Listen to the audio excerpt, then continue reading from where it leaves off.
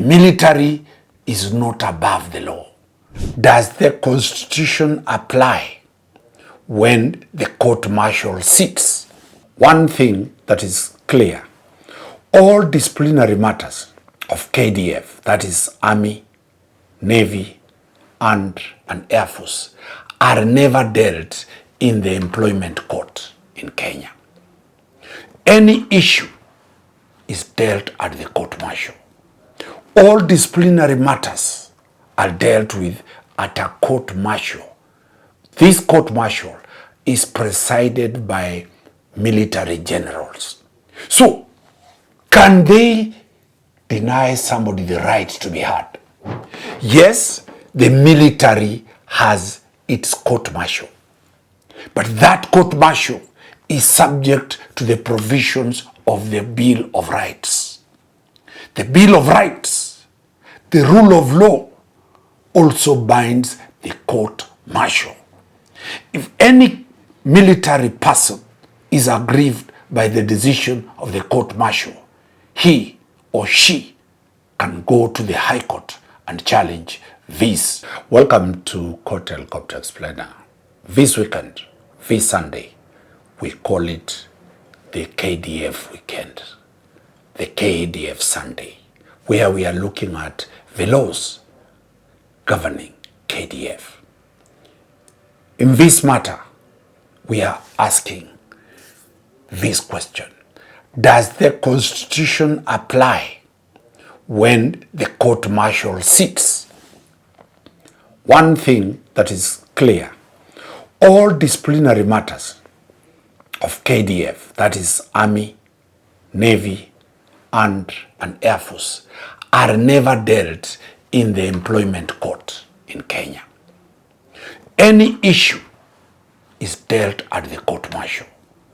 All disciplinary matters are dealt with at a court-martial. This court-martial is presided by military generals. But a magistrate sits there as a magistrate advocate. She or he does not write the judgment. The role of the magistrate in a court-martial is to advise the generals on what the law is. These generals are not advocates. These generals are military generals. So, can they deny somebody the right to be heard? Under Article 50 of the Constitution, we say that you must be heard. Your accuser must be given time to respond against the accusation. In the court-martial, we found Bramwell went and looked at the court-martial and found out this case. This is the petition number 149 of 2016 between Stephen Odede versus the court-martial at Kahawa Garrison and the Honorable Attorney General. What is the issue in this matter? It says, the petitioner, that is Odede, trial commenced on 20th January 2015, and on 27th October 2015, after all the witnesses for the prosecution had been heard, the judge advocate ruled that he had a case to answer. The defense case was fixed then for hearing on 15th January 2016. On that day, his advocate was unwell. He was indisposed, and the hearing was adjourned to 10th February 2016.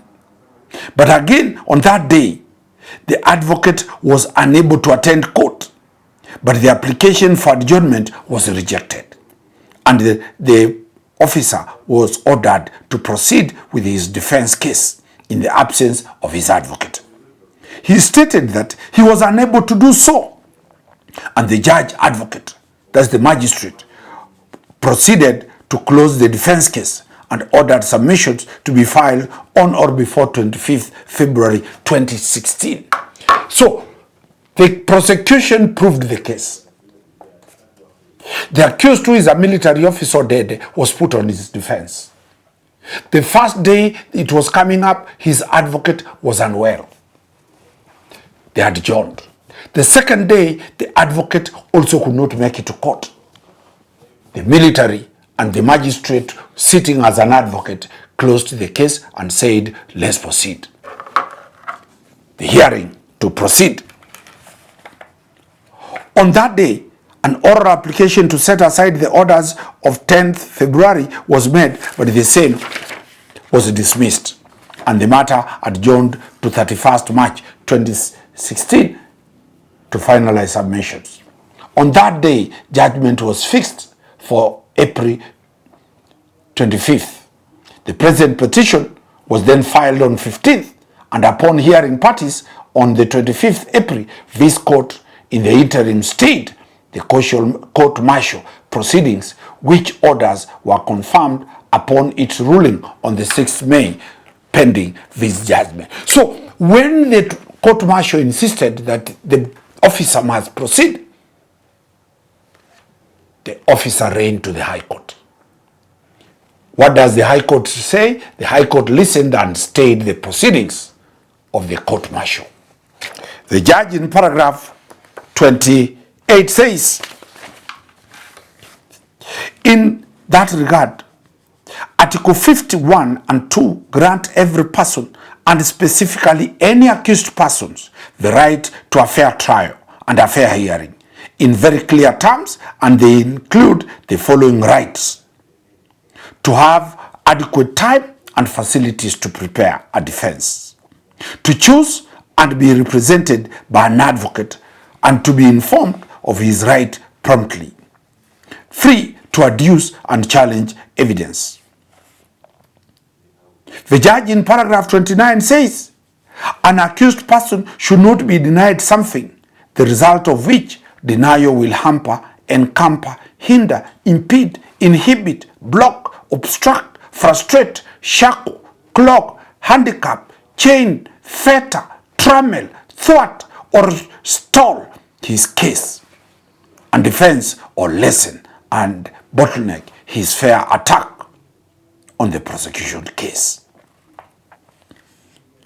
In the case of Chalyan Bhaskar from the Supreme Court of India, it says the appellant cannot be convicted without an opportunity being given to her to present evidence. And if it is denied to her, there is no fair trial. Fair trial includes fair and proper opportunities allowed by law to prove her innocence. Adducing evidence in support of the defense is a valuable right. Denial of that right means denial of a fair trial. It is essential that rules of procedure designed to ensure justice should be scrupulously followed, and courts should be jealous in seeing that there is no breach of that. Paragraph 32, in that regard, the court-martial may well have felt annoyed and exasperated. That is paragraph 32. But on two previous occasions, the counsel for the petitioner, Mr. Kaluma, did not turn up, and that Ms. Maumo, who appeared for him, was vague as to whether she was holding his brief or taking up the brief as counsel. To my mind, whatever the misconduct or mistake on the part of both Mr. Kalume and Ms. Maume, the petitioner should not have been forced to proceed without preparation for his defense case. In these circumstances, it is my finding that the conduct and decision of the Court of Martial on 10th February 2016 therefore was a violation of Article 50 of the Constitution. And therefore, all proceedings undertaken and all consequential orders made by the court-martial denying the petitioner an adjournment to adduce evidence in his defense and closing the petitioner's case be set aside, and the petitioner allowed to adduce evidence in his defense. Dated and signed on 1st day of November 2016 by Justice Isaac Lenaola, then a judge of the High Court, before he went to become a judge of the Supreme Court. This was read and delivered and signed in Nairobi on 4th day of November 2016 by Justice Edward Mureithi, who had taken over after Judge Lenaola took it. So what are the lessons here? Yes, the military has its court-martial, but that court-martial is subject to the provisions of the Bill of Rights. The Bill of Rights, the rule of law, also binds the court-martial. If any military person is aggrieved by the decision of the court-martial, he or she can go to the High Court and challenge this, and the High Court will ensure a fair trial. The rule of law is applied. So today, you know, the military is not above the law. The Kenyan Constitution binds all courts in this country. The Constitution binds the Supreme Court, it binds the Court of Appeal, it binds the High Court, it binds the Magistrates Court, it binds the Small Claims Court, it binds all tribunals, it binds the Kadhi's Court, and lastly, it binds the court-martial. Wakili Danstan Omari, wishing you a happy weekend. All the best.